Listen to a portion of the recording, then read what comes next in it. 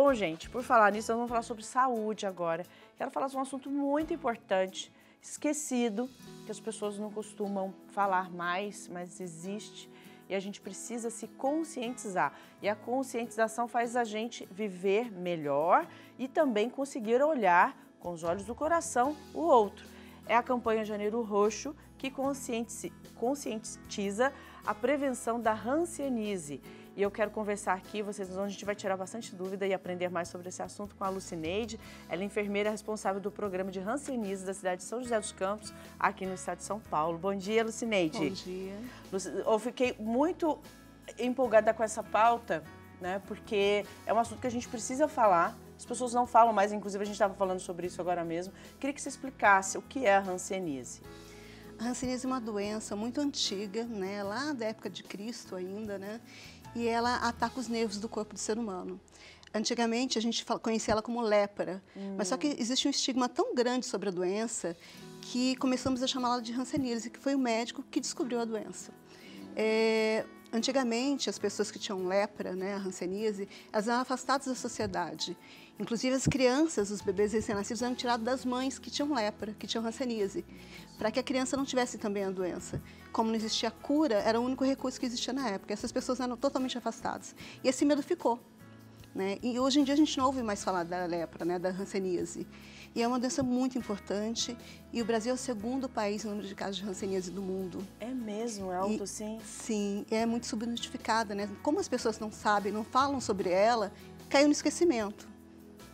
Mas tem muita gente que sofre com isso. Sim. E por que esqueceu? Por que as pessoas não falam mais sobre isso? Pelo medo, né? Pelo estigma que existia, né? O medo de ser afastado da sociedade, de ser colocado de lado, o medo de pegar a doença, né? As pessoas têm medo de saber que o outro tem lepra. Se eu chegar perto dele, será que eu pego? E a hanseníase, ela pega pelo ar, pela respiração, pela fala, pela tosse. Nossa. Mas é preciso que você tenha um convívio muito grande, de muitos anos com a pessoa. Então, assim, se você está no ônibus todo dia com uma pessoa, você não vai pegar, por exemplo. Não. Trabalhando junto, você não vai pegar. Tá. Mas quando você convive com outras pessoas na mesma casa que tem a hanseníase, provavelmente você vai pegar. E existe um fator genético também. 90% da população ela tem uma proteção maior, uma resistência maior à hanseníase, mas 10% não. E se você pega isso mundialmente, 10% é muita coisa, né? Então, é muito importante as pessoas estarem atentas. Se você tem alguém, um avô, um tio, um primo que teve hanseníase, provavelmente você também pode ter a qualquer momento, se você tiver contato. Ô Lucineide, vamos dar uma olhadinha? Foi muito bom o que eu ia perguntar agora mesmo se a gente tinha imagens. Nós temos imagens para você que está em casa poder olhar? Conta para nós. Aí o que são isso? São manchas no corpo? São manchas. Quando as manchas aparecem, a hanseníase já está no processo bem adiantado da doença, tá? É uma reação, é uma tentativa do corpo de combater a doença. Então, tem manchas que podem ser claras, né? Geralmente nessas manchas não nascem pelos, se tiver pelo cai, elas também não soam nesse local. As manchas podem ser avermelhadas, podem ser amarronzadas e você pode ter pequenos caroços no corpo que são avermelhados. Eles podem ser dolorosos ou não. Como começa a surgir? Você está dizendo que isso daí já é um caso avançado, essa imagem é um caso avançado, você né? começa a perder a sensibilidade dos nervos, então geralmente são pernas e braços. A mão dormente, sensação de formigamento ou de pequenas agulhadas, tanto nas pernas quanto nos braços, ou também na face, né? E depois, conforme vai evoluindo a doença, o bacilo ele gosta das terminações nervosas, ele vai destruindo essas terminações nervosas e o corpo vai tentar combater. Quando ele tenta combater, é que aparecem as manchas. Ah, tá. Então, quando é o corpo tentando se defender. Tentando se defender da doença. E conforme a doença vai avançando, você pode perder o movimento dos braços, das pernas, né? E como o nervo ele é acometido, ele não volta, quando você acomete o nervo, ele não volta ao normal, você pode ter perdas de dedos, de pontas, né? Dos membros, né? Que é aquela famosa lepra que a gente lembra lá nos livros de história, como Aleijadinho, por exemplo, né? Que não tinham as mãos. Com o tempo, ela pode chegar a isso. Tem a face leonina também, que deforma a face da pessoa. É comum você ver a sobrancelha caindo, perda de cílio, né? E às vezes a pessoa acha que não é nada. Ou úlceras, né? Feridas que saem nas pernas, nos pés, e que não cicatrizam de forma alguma. Ô, Lucineide, e quando que isso surge? Existe assim, uma estatística que mostra a idade ou um fator que seja característico muito forte, que seja um gatilho para a pessoa desenvolver um trauma emocional? Qual é? Como é uma doença respiratória, ela precisa de um contato, de uma exposição muito grande. Então, 7, 10 anos, mínimo 3 anos de contato com alguém. Ela demora muito para aparecer, ela fica incubada durante muito tempo, essa doença. Então, ela não aparece do dia para a noite. E por isso que é mais fácil de detectar a doença. Ela é confundida com muitas outras doenças, né? Parece uma micose, você pode achar que é uma alergia, de repente, na pele, que não está sarando de jeito nenhum. Formigamento, você pode achar que, de repente, é alguma doença nervosa, né? Nos nervos que você tem ali, ou tem pessoas que com o tempo como começa a comprometer os nervos, começa a ficar a mão engarra, o pé engarra, aí você acha assim, nossa, eu estou com alguma artrose, aí manda para o reumatologista e não consegue descobrir o que é a doença. Então, é muito comum as pessoas confundirem com outras coisas. E se tem alguém... Até chegar ao diagnóstico, né, demora demais. E se você tem alguém na família, né, é importante, se alguém na família tem, é importante que conte aos outros da família que já teve. Tá. Porque é muito comum se esconder isso. Ah, sim. Com medo, né? Sim. É muito comum, né, gente? A gente ter medo de falar, de receber um diagnóstico, aceitar o diagnóstico, entrar para o tratamento, ajudar outras pessoas a cuidarem de si também, evitar que outros também possam contrair a doença. E como é o tratamento, né? Como é feito esse tratamento e tem cura? Tem cura, que ótimo. Quanto mais cedo o diagnóstico, melhor a cura. Menor são as deformidades que podem surgir com a doença. Ela pode acontecer em qualquer faixa etária, homens, mulheres, ela não tem preferência por sexo ou por idade. Né? E o tratamento é de 6 meses até 2 anos. Né? Também é feito um acompanhamento com o fisioterapeuta, porque como ela afeta os nervos, você pode perder parte dos movimentos, então é feito fisioterapia para voltar esses movimentos. E é feito com poliquimioterápico, uma medicação... É uma combinação de antibióticos que combatem a doença e que só é disponibilizada pelo SUS. Você não consegue comprar. É via oral, são comprimidos. São comprimidos, que a pessoa ela vai... E é de acordo com a idade e com o tipo da hanseníase. Nós temos 4 tipos, né, que é a dimorfa, a tuberculoide, a bichaviana e a indeterminada. E outros subtipos dentro disso. Então, dependendo do tipo da hanseníase, é o tratamento que o médico vai colocar. Nossa, porque... E a doença, ela...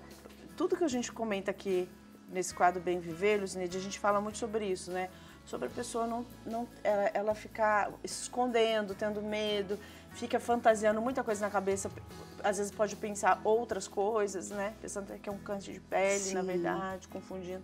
Na verdade, pode ter ter um cuidado e conseguir a cura antes.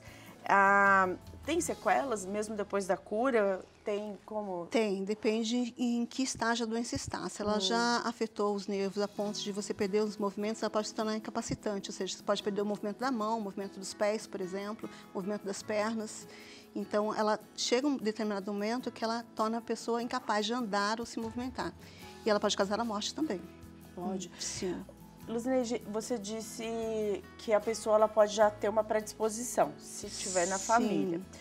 Como que ela pode se prevenir, então? Se eu sei que alguém da minha família já teve, como é essa prevenção? Sim, eu acho que qualquer pessoa, a partir do momento que apareceu alguma mancha que você não compreende, né, uma mancha que não sara, que você passa a medicação que o médico prescreveu no primeiro momento e não melhora, teve queda de pelos, teve esse formigamento, dormência das mãos, das pernas, e não tem nenhuma outra doença por trás disso, né? Feridas que não saram nos pés, nas pernas. Uma pessoa diabética, ela é mais... Você pode ter diabetes e hanseníase, por exemplo. Por isso que é importante ir ao médico. Eu pergunto por causa justamente de afetar... A diabetes não vai deixar a pessoa mais predisposta a ter a hanseníase. Não vai ter? Não. Mas você pode ter as duas doenças ao mesmo tempo e isso confundir, não só o paciente quanto ao médico também. Né? Por isso que é importante a gente lembrar da doença, porque é muito comum, a maioria das pessoas não sabe que essa doença existe, não lembra dela. Acho que é uma doença que ficou no passado e que não existe mais. Mas ela existe, sim, e afeta milhares de pessoas todos os anos. Né? A gente tem um número muito grande. A gente teve uma criança, recentemente, de 11 anos, que pegou a doença dos avós, que não contaram para ninguém da família que tinham e que estavam em tratamento pelo medo, pelo preconceito. Pelo medo das pessoas se afastarem e não quererem conviver mais com eles. Só que a partir do momento que você começa a fazer o tratamento, 72 horas depois você não transmite mais a doença. Que bom! Então, o tratamento é longo, não pode ser parado, mas depois de 72 horas você não transmite mais.